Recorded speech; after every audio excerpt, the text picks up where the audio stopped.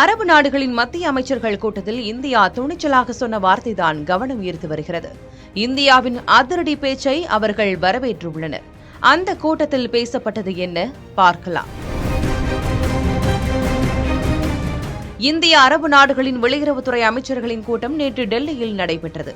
இந்த கூட்டத்தில் அரபு நாடுகளான சவுதி, ஐக்கிய அரபு எமிரேட்ஸ், எகிப்து, ஜோர்டான், கத்தார், ஓமன் உள்ளிட்ட நாடுகளைச் சேர்ந்த வெளியுறவுத்துறை அமைச்சர்கள் கலந்து கொண்டனர். இந்த கூட்டத்தில் பேசிய இந்திய வெளியுறவுத்துறை அமைச்சர் ஜெய்சங்கர், பயங்கரவாதம் என்பது நம் அனைவருக்கும் பொதுவான ஆபத்து என்றும், பயங்கரவாதத்தை துளி கூட சகித்துக் கொள்ளக்கூடாது, இது உலகளாவிய விதியாக மாற வேண்டும் என்றார்.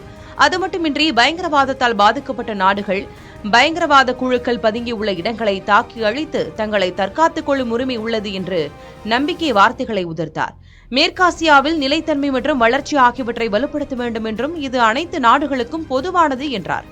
அதேபோல உலக நாடுகளின் நலன் கருதி காசா போரை முடிவுக்கு கொண்டுவரும் திட்டத்தை முன்னெடுப்பது நமது தலையாய கடமை என தெரிவித்தார். இந்திய வெளியுறவுத்துறை அமைச்சர் ஜெய்சங்கரின் பேச்சை அரபு நாடுகளின் வெளியுறவுத்துறை அமைச்சர்கள் வரவேற்றனர்.